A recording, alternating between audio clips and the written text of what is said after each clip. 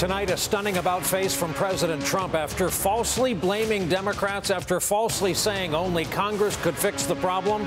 The president signs a piece of paper ending his own policy of separating children from parents at the border. But tonight, at a red meat rally in Duluth, he goes back to some old campaign rhetoric and promises toughness on the border. And a reminder tonight that back in Washington, the criminal investigation goes on. This evening, there are new details on that Trump Tower meeting with the Russians. The reporter who broke the story is our guest tonight. The 11th hour begins now. Well, good evening once again from our NBC News headquarters here in New York. Day 517 of the Trump administration. It saw the president cave in the face of a humanitarian and publicity disaster of his own making. Here was the scene this afternoon. The president in the Oval Office, flanked by his loyal vice president and Secretary of Homeland Security, in a tableau that had the whiff of a hostage video for them. The president proceeded to cast himself in an almost heroic role of ending a policy that he started, that went on to separate families at the border.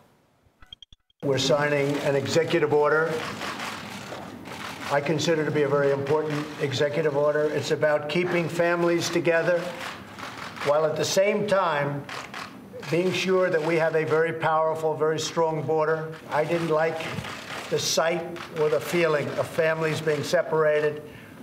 There's a problem that's gone on for many years, as you know, through many administrations, and we're working very hard on immigration. It's been just left out in the cold. I think the word compassion comes into it, but it's still equally as tough, if not tougher. Tonight, an HHS spokesperson told NBC News they have received no new orders on how to handle the roughly 2,300 children who have already been detained. Put more directly, there at this moment is no mechanism to reunite parents and children while they await court hearings. The story reached something of a crest last night when we learned from the Associated Press that young migrant children were being held inside these so-called tender age facilities in undisclosed locations in South Texas. It was inevitable that photos and images would eventually emerge of young children in such places. Well, tonight, the New York Times obtained at least this picture from inside a shelter in Brownsville, Texas. The image shows a toddler playing on the floor. The only evidence of an adult presence are the nearby shoes with sanitary covers on them. According to the person who took the photo, the girl was separated from her relatives for about a month as part of this family separation policy. Just last night, the local news network in New York City, New York One, shot this video of children confirmed by the New York governor to be from the southern border, heading into a foster agency shelter in New York City.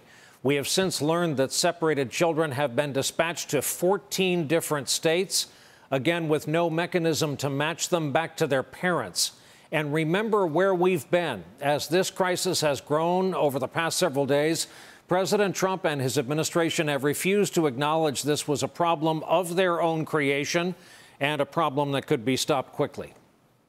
And I say it's very strongly the Democrats' fault. They're they're really obstructionist, and they are obstructing. Congress and the courts created this problem, and Congress alone can fix it. People say, look, you rip these families apart, even though it is the law, it's heartless. But that's the law, and that's what the Democrats gave us, and we're willing to change it today if they want to get in and negotiate. So why doesn't the president pick up the phone and change the policy? He said he hates it. I think what the president is trying to do is find a long-term fix. So why don't we have Congress change the laws to change? No, Congress could fix this tomorrow. Excuse me. We need a one vote. We have a one vote edge. We need 60. So we need 10 votes. We can't get them from the Democrats. Now, wait. You can't do it through an executive order. The title of the executive order the president signed today was important to this White House to keep the focus on Congress.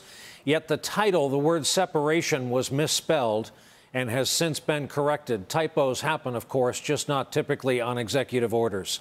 Michael Shearer of The Washington Post points out tonight that for Trump, what mattered most in addressing the family separation crisis was looking strong. Quote, the projection of strength, after all, has always been the central pillar of Trump's politics, the reason behind his constant attraction to conflict and a main draw for voters desperate for change and a powerful ally. And immigration has always been his favorite arena for flexing his rhetorical muscles. And indeed, tonight, at a campaign-style rally in Duluth, Minnesota, President Trump wasted no time returning to his favorite subject. By the way, today I signed an executive order. We're going to keep families together, but the border is going to be just as tough as it's been. So we've already started the wall. We got $1.6 billion. The wall has been started. San Diego and lots of different places. The media never talks about the American victims of illegal immigration. I know them well. I know so many of them. I campaigned with them. What's happened to their children? What's happened to their husbands? What's happened to their wives? The media doesn't talk about the American families permanently separated from their loved ones because Democrat policies release violent criminals into our communities. Quick point of fact, the wall hasn't been started, just repair work on existing sections. Let's bring in our leadoff panel. On a Wednesday night, we welcome back Katty Kay, veteran journalist and anchor for BBC World News America, Sam Stein, politics editor for the Daily Beast, Anita Kumar, White House correspondent for McClatchy Newspapers, and former U.S. Attorney Joyce Vance, who spent 25 years as a federal prosecutor. Anita, you have covered this issue and this man both for a long time. How monumental was what we witnessed today? Oh, it was definitely a turning point in this entire issue. I mean, we have heard for weeks that he would not budge on this issue, and we heard him say, and you played the clip of him saying, I can't do this by executive order. And then we saw him do it.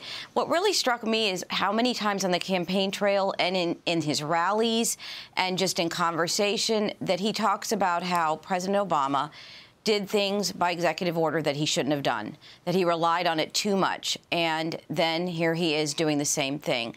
You know, President Obama did rely on executive orders when Congress wouldn't agree on something or wouldn't act. And now President Trump has found that he's in the same position. Sam, I'm going to read you the work of Josh Dawsey et al. Over at the Washington Post tonight. Trump surprised his aides by ordering them to write an executive order and saying he wanted to sign it before leaving for Minnesota. Indeed, his limousine is visible out the window on the South Lawn. Chief of Staff John Kelly and White House counsel Don McGahn pushed back, arguing that an executive order could not be written to comply with the legal limits on child detentions, an argument that Trump had championed publicly in recent days, prompting a debate among the president and his aides. Kelly urged the president to continue pressing Congress to pass a law and argued that signing an order would not solve the problem. McGahn continued to question the legality of the executive order, according to the officials. Many aides, though, including, importantly, Ivanka Trump and Kellyanne Conway, urged the president to end the separations. Eventually, after a number of meetings, ideas, and drafts, McGahn said the final product could be legal. Sam, does the tipping point or tipping person matter? No, not really. I think in the end, Trump is so impulsive that it might have just been an episode on Fox and Friends that could have done the trick. The debate internally is what matters. And what we've set up here, I think these legal debates are actually fascinating because what we set up going forward is potentially a system in which we're talking about indefinite detention of families, including the children and parent unit together. This could be an illegal act because there's a Flores decision which essentially says you cannot hold a child for 20 days after that period. And we may end up in a court battle here where Trump says we want to keep the family unit together, but we want to detain them together. And that means the child is with the parent, but we could be going against the Flores decision. That could set up a very difficult, very bitter, very problematic political fight. But I've talked to a bunch of immigration advocates today, including some people on the Hill, and they're worried that by taking this act, by doing this executive action today, Trump may have taken the spotlight off of himself, but the importance, the toxicity of the issue won't go away because of the new executive order being in effect. And Congress will, of course, rush into the Gulf and act immediately. Well-known, expeditiously acting Congress. No, I mean, this is a huge problem, right? We have the House, which is considering two sort of broader pieces of immigration legislation, neither of which seem likely to pass. We have the Senate has about 3 or 4 different options. No one has coalesced around one. We've seen for decades now that Congress is unable to move on immigration reform, even in light of these humanitarian disasters. I don't see any will on the Hill to actually address this, so we could end up debating this for weeks, if not months to come. Katty Kay, you heard the president tonight, red meat crowd, very top of Minnesota, talking about almost a glancing mention of how we signed the executive order today, but the border's going to be just as tough as ever. Talk about the dueling Trumps, if you will. I'm not sure there really are dueling Trumps. I think the president was dragged into having to reverse himself on this very one issue of separating parents from their children when they cross into the country. But when you listen to him throughout the course of the day, his gut is still hard line on this. When he talked about not wanting to be weak, wanting to be strong, actually, I would like to be strong even if that is unpalatable to people. That's where the president is. It's just that he had so many Republicans come to him from suburban districts who said, look, this is killing us with numbers. This is going to make the midterms even harder. He had his wife, he had his daughter, he had Kellyanne Conway coming to him saying these images are not helping, it has to stop. And so he changed his position. I think he changed his position. He was dragged into changing his position. His instinct is still to be tough on this issue. Joyce, listening to you today, I heard this in a new light when you said simply that the administration had started deciding to prosecute misdemeanors, and that set in order a chain of reactions, including but not limited to family separation. So the question to you, as a former U.S. attorney, how do you fix this now? How does the word filter down to all the border checkpoints, and it does nothing to address wrongs that have already been committed? The action taken inside of DOJ that led to this entire debacle was a relatively recent order by Attorney General Sessions that prosecutors should use a zero-tolerance policy in prosecuting first-time misdemeanor offenses. In other words, people who entered the United States unlawfully for the first time. And it was their arrest and their introduction into the criminal system that triggered their separation from their children, who, of course, could not accompany them to jail. So the Attorney General could fix that problem today at any point in time simply by revoking the zero-tolerance order and telling prosecutors, you no longer have to prosecute all of these misdemeanor cases. You can return to using your discretion. But he explicitly didn't do that today. The Attorney General was up on the Hill announcing that the zero-tolerance policy would continue. And so that seems to be a little bit at odds with this goal of reunifying families and children, unless that reunification will happen in semi-permanent prison camps, which looks like that will be the form that Family Separation 2.0 will take in this country. Anita, it's not impossible to imagine a president flying back to Andrews after Duluth, realizing that a lot of the coverage includes the word caved, perhaps lashing out on social media. What do you anticipate him doing tomorrow? Right. Well, I'm sure there'll be some messages on Twitter first thing in the morning before we all wake up. You know, I mean, he is not going to like the coverage, but he clearly didn't like the coverage in the last few days, right? He's the one that saw, you know, these videos, these pictures, these sounds of children crying, and he didn't like that at all. And, you know, obviously Republicans on Capitol Hill were telling him to please do something. He is not going to like the coverage this evening, and so we'll see what he does. I mean, it was very telling tonight that he went back to that same rhetoric. He wanted to appear tough. I think the reason that he didn't get rid of the zero-tolerance policy is because he wants to seem tough still. So he's saying we don't have to separate families, but I'm still going to keep on with this policy. Just a point of maybe personal privilege or editorial one. We've talked about Trump wanting to appear tough and strong. Yeah. I don't get why separating children from parents is an act of toughness or strength. In fact, it's a weakness. It's picking on the most vulnerable people possible. So maybe I'm getting ahead of myself, a little bit over my skis, but I just think that the framing's all wrong on that. So that's all. Katty Kay, part of your job is portraying our country to a global audience, and in turn, hearing what our allies, at least I think most of them are still there, are talking about us. What can you report from that front? Look, this story has been on the front pages of papers, certainly in Britain and across Europe over the last few days. Theresa May, the Prime Minister, was pushed into having to make a response and criticise the policy after unflattering newspaper headlines asking why she was being silent on this. The Canadians have responded, the Mexicans have responded at a time when the United States, ironically, is pulling out of the UN Council on Human Rights. There are children being separated from their parents on American soil. It doesn't look good for America to be in this position. And after a couple of weeks in which we've had a battering of America's alliances with some of its longest-standing allies, this doesn't help. This doesn't help America's reputation in the world. Politics aside, if it's possible to say that in 2018, this remains a relentlessly depressing story for those born with even a lick of empathy. Katty Kay, Sam Stein, Anita Kumar, Joyce Vance, thank you very much for starting off our conversation. And coming up for us, the Trump separation policy was too much for at least one longtime Republican strategist. What a longtime friend of this broadcast announced today in protest of it. And later, new reporting on the Trump Tower meeting with the Russians that's been the source of so much trouble for this president. The 11th hour on a Wednesday night continues after this.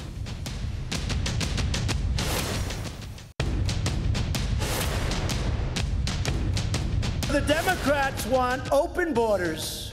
Let everybody come in. Democrats don't care about the impact of uncontrolled migration on your communities, your schools, your hospitals, your jobs, or your safety. Democrats put illegal immigrants before they put American citizens. What the hell is going on?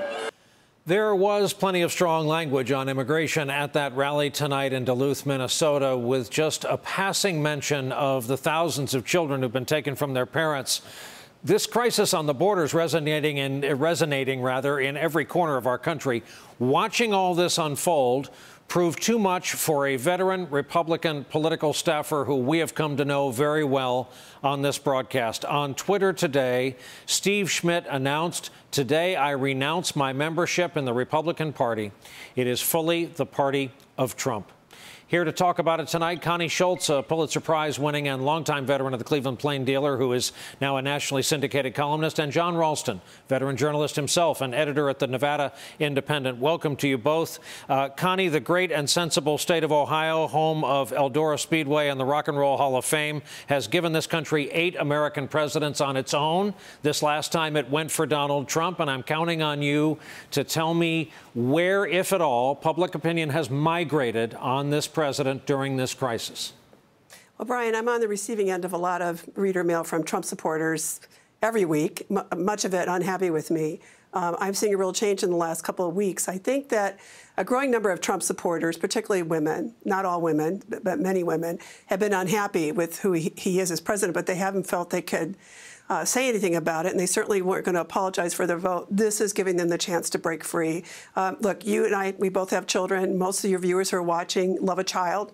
I would do anything to save the life of my children. I would do anything to save the life of my 7 grandchildren. That makes me as ordinary as millions of Americans in this country, and they're watching this president. He is not being tough. He is being a bully. He's being heartless and inhumane. And this separation issue is not over with this executive order, because there are thousands of children right now who are away from their parents. Their parents have no idea where they are. Some of these children are so young. And can we please have a shout out to the journalism that has brought about this shift? It has been especially the images of John Moore's photograph of that toddler screaming as her mother was being searched, and ProPublica's audio of children screaming has made a huge difference in this country, and I couldn't be prouder to be a journalist right now. The thing I keep thinking about, what John Moore said in that interview with the Washington Post, is that they're confiscating everything from these people when they cross over. They're taking the shoelaces out of the children's sneakers. They're taking their wedding rings. They're taking the toys and any special blankets. This is an attempt to continue the Donald Trump policy of treating them as something other than human. So that in the way he talked about him tonight, listen to that language. We must pay attention. He is talking about children.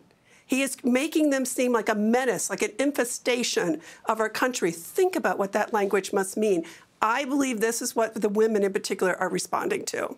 John Ralston, from the standpoint of things in Nevada, same question. You didn't call us great and sensible, though, Brian. You meant to say that, didn't you? Of course, absolutely, with the possible exception of just some of the casinos behind you. That's right, exactly right, and those lined up in the slot machines. But seriously, listen, I think that Connie is right, and the journalism here is what caused this, and someone needs to give a shout out to Jacob Soboroff of this network, who I think his reporting really started this ball rolling. You know, you pointed out, Brian, the fact that there was that typo in the executive order, and it's easy to make fun of typos. We've all made them odd in an executive order, except here I think it's emblematic of what this really was, and maybe in some ways emblematic of the Trump administration, careering back and forth, responding to what he sees on Fox and Friends, what public opinion might or might not be, what Stephen Miller is whispering in his ear. People out here in Nevada, people in Ohio, people in New York, they see this, Brian, except what Trump is banking on, and what he's always banked on, is that he can go to a rally in Duluth, or as he's going to come to one here in Nevada on Saturday to raise money for Dean Heller, who is embattled and has had more positions on immigration than he's had on health care, which is really saying something. He thinks if he can just get that crowd whipped up, that if he can keep his base, as everyone talks about it, riled up about immigration, which is a very divisive and emotional issue, that might be enough. It was enough for him to win the presidency. Might it be enough for Republicans to get the rural and white vote up enough to hold on to the House and Senate? That's the political calculation here, Brian, which is in great contrast, in my opinion, to the haphazard, slapdash, whim of the moment way that Trump and his administration conduct themselves. All right, lightning round here, gang. Yeah, Connie, go ahead. I just want to say, I think these rallies are about his neediness. How much attention must you still get when you're president of the United States? He needs to hear these people chanting and cheering for these vile things he's saying. This is about Trump needing this to feel like somebody's on his side. He knows. At some level, he has got to know at this point he is losing this one. But he still goes out in public, and he gets to hear these people frantically cheering for him, and he goes back to the White House and feels big for a minute. It is such a betrayal of the principles of this country. John Ralston, 30 seconds or less. Does this one stick when we come to the end of 2018, considering all that we don't yet know? Does this issue stick? You know, it's so hard to tell, right, Brian? I mean, our capacity for astonishment is only matched by a short attention span, right? So I don't even know if this will be an issue tomorrow. But, you know, I'm not so sure that Connie is right. I think Trump doesn't know that he's losing, doesn't know that he doesn't look strong on this. I think he is fueled by delusions on a lot of these issues, and I think he's going to try to take this issue to the wall and to other things he thinks are, quote-unquote, strong issues. Is this going to be a big deal? I think it will be in states like Nevada with big Hispanic populations where the Democrats need to get that vote out, and Republicans hope not as many Hispanics turn out as white voters turn out. Thank you both as well for the point about journalism. Considering the fact that we are fake news, this has been a wonderful outing for journalism and journalists, and let's not forget the people who are supplying them with tips that lead to these stories all across the country. Connie Schultz, John Ralston, will do this again. Thank you both so much. As we speak, President Trump has landed back at Andrews from Duluth, Minnesota. Air Force One taxiing to a stop. Coming up for us, new details on the now infamous Trump Tower meeting involving Don Jr., a Russian lawyer, and they were told dirt on Hillary Clinton when we continue.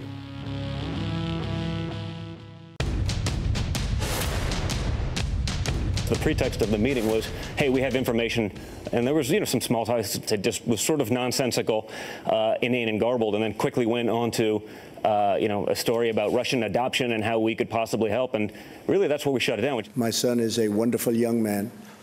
He took a meeting with a Russian lawyer. Most people would have taken that meeting. It's called opposition research. The press made a very big deal over something that really a lot of people would do. To refresh memories, the meeting, June 9, 2016, Trump Tower in New York, blocks from here. It involved Donald Trump Jr., DJ TJ, Jared Kushner, Paul Manafort, and several Russians, including a lawyer linked to the Kremlin. The president's eldest son took that meeting at the height of the campaign after he was promised it would yield damaging information about Hillary Clinton, and it's thought to be a key part of the Mueller investigation. We have new insights into what went on at the June 9 meeting and what Don Jr. said from GQ correspondent Julia Yaffe, who is the co-author of a piece out tomorrow called Junior, the real story of Donald Trump Jr. Yaffe reports this detail about the Trump Tower meeting. Quote, according to a person who was there after some pleasantries about the view of Central Park, Don got straight to it. So I believe you have some information for us, he asked. Yaffe goes on to say that the Russian lawyer brought up several other topics, but not Hillary Clinton. So can you show us how does this money go to Hillary? Two of the participants recall him asking. According to one of the participants in the meeting, Don began to realize he wasn't going to be handed what he was hoping for. The light just went out in his eyes, the participant told me recently. He was totally disinterested. Well, here to talk about all of it, the aforementioned Julia Yaffe, a veteran journalist who has just become a correspondent with GQ, Michael Crowley, national security editor and senior foreign affairs correspondent for Politico, and our friend and former U.S. Attorney Joyce Vance remains patiently with us from Washington. Julia, for members of the audience who don't know your life or CV, perhaps I will reduce you to one sentence when I remind everyone. Born in Moscow, which these days is all the rage, moved here at age 7, went to Princeton, Fulbright scholar, and most of your adult life has been as a journalist and author. So you tackle this topic as your first new piece in GQ. What you've learned about Don Jr., the meeting, Trump Tower? What does it say about the Trump effort overall to you? I think of what I gathered from it was I think Donald Trump Jr. was trying to be as helpful as he could to his father, to have his father notice him, to kind of show some love and some pride in his son, which, from what I've heard from people who know him, is very hard for Don Jr. to get. So he took this meeting, among others, as we've since learned with the Saudis, Israelis. And he took this meeting trying to help his father. He kept trying to bring it back to dirt on Hillary or Hillary Clinton in some way. And what's interesting to me is that one of the participants I talked to they came away feeling sorry for Donald Trump Jr. And one of the congressional investigators I talked to felt sorry for Donald Trump Jr. It's so interesting to me that this person who's such an angry, defiant kind of angry troll on the internet defending his father evokes such kind of condescending sympathy from people he encounters. Michael, you come away from Julia's article realizing the way limited importance of the meeting was long ago eclipsed by the meeting's importance to one Robert Mueller. Right. If you get my drift. Well, absolutely. And Don Jr. now finds himself, he may have been very disinterested when the meeting wasn't delivering the goods that he wanted, but now he finds himself under the Klieg lights. And, what I think is, what Julia just said is so interesting, this idea that he's an object of pity, that there's almost something pathetic about the fact that he was trying to help his father out here and it didn't work out the way he wanted. But I also want to focus on the fact that, in those sound bites you played earlier, they illustrated the way that people around Trump keep talking about this meeting in this very narrow sense. We sat down and we realized this Russian lawyer came with a bill of goods. It was bogus. They didn't have the goods. We were disinterested. We left because we had better things to do. My eyes glazed over. I didn't care. That is narrowing the lens too tightly. You have to zoom out and remember, what did the email say setting up this meeting? What is possibly, Brian, the most interesting line that has been recorded on paper or in pixels in this entire investigation? This is part of the Russian government's effort to help your father become elected president of the United States. This idea that Donald Trump says, well, it's opposition research, anyone would take it. I mean, come on, that is a jaw-dropping line. Any responsible citizen would call authorities or not take the meeting. So maybe there's pity for the guy in the moment, but I would say in the big picture, that is the key fact here. It's not exactly what happened in the room. It's the understanding that that's what was happening. Julia? I also think Michael is, as always, absolutely right. But I think that it's also interesting that even the people who were trying to help the Trump campaign with dirt ostensibly provided by the Russian government, even they, he was their kind of handoff point, and even they came away from this meeting as like, poor guy. Yeah, right. like when the Russians are trying to help you, they're trying to give you opposition research, and the people around Donald Trump Jr. are like, how did he not call the authorities? Yeah. Or, wow, he's really kind of pathetic. And Joyce, just right there on that point and the point Michael made, remind us how unnormal it is. Like, you invited who to Trump Tower based on the predicate of what? The first thing that should have happened when the offer for this meeting was made is that someone on the campaign staff should have picked up the phone and called the FBI. It's illegal to accept or solicit donations from a foreign country in connection with an election. And if Donald Trump Jr. didn't know that at this point, although he should have, Paul Manafort, an experienced campaigner, certainly was aware of it. So the most extraordinary feature of this meeting has always been the fact that no one called law enforcement, and that's made even more acute by the fact that the FBI had warned the campaign that they believed that they might be approached by Russians who were trying to interfere with the election. It's really a big picture piece for Mueller at the end of the day when he sees how the motivation for Donald Trump Jr., which we're learning about in this new piece of reporting, impacts the overall willingness of the campaign to engage with the Russians, which may well provide Mueller with a larger train of evidence proving intent or perhaps ultimately proving a conspiracy. Wow. All of our guests have agreed to stay with us. We're just going to fit in a break. When we come back, we're going to talk about Michael Cohen. Until today, he was still Deputy Finance Chair at the RNC, and on his way out, took a shot at his former boss.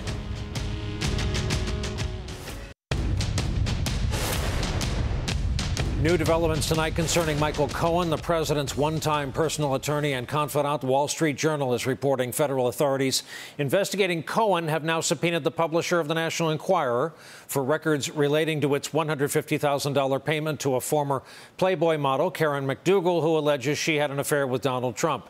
The man smiling, Enquirer publisher David Pecker, is a friend of both Trump and Cohen. Also, an official from the Republican National Committee confirms Michael Cohen resigned from his post as the party's deputy finance chair. In his resignation letter, Cohen cited his need to spend more time with his investigation. The Wall Street Journal and ABC News report that he also threw in this parting nugget: I cannot personally support a zero-tolerance immigration policy that permits thousands of innocent children being separated from their parents. As the son of a Polish Holocaust survivor, the images and sounds of this family separation policy are heart-wrenching. While I strongly support measures that will secure our porous borders, children should never be used as bargaining chips. Our guests, Julia Ioffe, Michael Crowley, Joyce Vance, remain with us. Michael, what are we to make of this kind of exquisite, slow-motion public torture of Michael Cohen, who, if you believe some of the reporting, is just waiting for a charging document? I don't know. I wish I knew. It's so incredibly strange. You know, there are a lot of things happening with Michael. First of all, you know, Michael Cohen, like Rudy Giuliani, like Trump's lawyers are these spin-off series of their own. So there was like Breaking Bad, and then there was Better Call Saul, you know, and like these side characters could, you know, dominate the news for weeks on end if they wanted to. Cohen is one of them. We're trying to figure out what's going on with him, Brian. I don't know the answer. He seems to be trying to do several things at once. My best guess at figuring this out: number one, he's been sending signals that he's resentful at his legal bills and thinks that President Trump should be paying them. So you have to ask yourself, is he now trying to criticize Trump and suggest that he can cause Trump problems? I could use a little help over here, and maybe you don't want me, fueling the negative headlines about your policies. It might help, maybe like kind of the equivalent of hush payment would be nice. Then at the same time, he's invoking what is, obviously, I'm sure, very sincere and heartfelt family history. Any descendant of a Holocaust survivor is going to look at the events on the border in a very acute way. But at the same time, is he trying to take an opportunity to portray himself in a more sympathetic light, portray himself as a victim? And ultimately, what is his end game here? Is he prepared to flip against the president? Is there any kind of intimation that that might be in the works? I just don't think we know, and I think that the bottom line with Michael Cohen is he just doesn't seem to be a guy with a very clear game plan. He doesn't seem to be a guy who, frankly, knows how to take care of himself very well, and I think he's winging it, and I think it's a mess. Julia, if I gave you 60 seconds to synopsize Michael Cohen's dealings with Russians and things Russian, how would you put it? Tangled and far too extensive. You know, as to his resignation today, I'm just amazed that somebody under criminal investigation has a position like that to resign from. You know, it's amazing the positions people can hold on to these days. All right, I'll take that. And Joyce, what's behind this subpoena to the head of the publication National Enquirer, and what, if anything, since I'm always asking you a form of this question, what does it tell us about the investigation? Late in the game, middle of the game, or absolutely nothing at all? Still in progress as far as the investigation goes. This subpoena makes it look like folks are serious in determining whether or not campaign finance violations were committed, and Trump was given aid by the publisher here as well as by others in his campaign in the form of these in-kind contributions.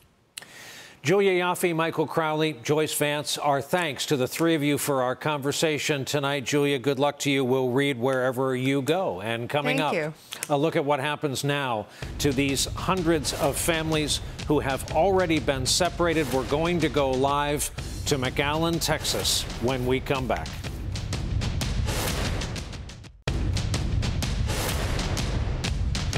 As we reported earlier this evening, an official from HHS told NBC News they haven't received orders on how to carry out the president's newly signed executive order. They add there are no current plans to reunite the almost 2,300 children already separated from their parents in custody. Also, in the last 24 hours, we've gotten our first glimpse of these, instantly branded by the president's critics as khaki miniature Trump towers or simply Trump tents. They are tents housing detainees along the Texas border. With us tonight from there, from McAllen, Texas, our NBC News correspondent, Gabe Gutierrez. Gabe, we've been watching you for days, working double and triple shifts. Indeed, I'm told you're on the Today Show in, 7 hours from now. So thank you very much for staying up with us tonight. You can confirm what we're reporting, that there is no mechanism to reunite these families. And we ask because we just found out there's over 200 kids here in New York State. A Michigan lawyer said tonight they have 54 children there, some of them at a younger age than they don't know their own names. They're too young to speak. Yeah, that's right, Brian. These kids are spread throughout the country in at least 17 states. Mayor Bill de Blasio, you mentioned, saying more than 200 in New York State. But you read that statement from an HHS spokesperson a little earlier today. That was virtually no plan. Short time after that, just a few hours, really, we got an on-the-record statement from a director of communication from HHS saying essentially that spokesperson that we got that statement from had misspoken and that the agency is, quote, awaiting further guidance on the matter and that reunification is ultimately the goal here. But basically, Brian, what that states is that there's really no plan here. It's a situation where many people are flying by the seat of their pants. At least that's the sentiment that we're getting here from immigration activists here on the ground in McAllen, Texas. They say that it will be very difficult to reunite these families, especially some of these younger children, Brian. We were outside one of those so-called tender age shelters today where we spoke with one immigration activist who said that these children younger than 10 years old, they were being housed there. Some of them would be impossible to get information from them in order to be reunited with family members. A congressman that toured that facility earlier this week says that he saw children younger than a year old, just infants, being taken care of in that facility. So yes, Brian, as you mentioned, more than 200 kids in New York State, 2,000 kids really separated from their parents over the last several weeks. Now the question will be, how will they be reunited, and what will this executive order mean for the judicial system? Earlier tonight on the Rachel Maddow show, the Department of Defense confirming that it was sending more, military military attorneys, rather, in order to prosecute some of these outstanding cases. A few days ago, we were in one of those immigration criminal proceedings, in Brownsville, Texas, in McAllen, Texas. There are dozens of these immigrants that are prosecuted daily in these courtrooms. So certainly a lot of questions at this point. The immigration advocates we've spoken to are very skeptical that this will all be able to be ironed out anytime soon, Brian. And Gabe, one of the few things we can count on that you and I know, as sure as the sun coming up tomorrow, is that if they ever put out the call to volunteers for parents to come care for these kids, to change them, to rock with them, to play for them, they'd be inundated. We'd almost shut down the airlines in this country with people dropping their lives to go help.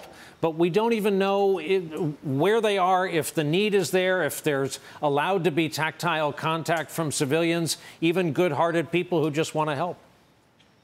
Yeah, that's exactly right, Brian. We've been asking to get inside some of these shelters, and it's been very difficult getting any information. I know Jacob Sobroff has been as well for the past several days, asking for journalists to be able to go in and film what's going on there, and even to be able to witness some of these conditions. The information we're getting is very limited, and in these tender age shelters, for example, very difficult to get any information exactly where the rest of them are. Houston's mayor yesterday, basically saying that he was against one of these shelters being created in his city as well. But certainly, Brian, yes, there's been a huge outpouring of support for these migrant children. What's been most difficult to come by is information about how they're being treated. Brian? Gabe Gutierrez, who I hasten to add, spent part of his day in Mexico today, part of his day back home in the U.S. Gabe, buddy, thank you very much for your time tonight. Get some rest. We appreciate your coverage over these past several days. Coming up for us, Homeland Security Secretary Kirstjen Nielsen once said that what the president did today couldn't be done. Well, tonight she holds the proof that she was wrong about that. More on that when we come back.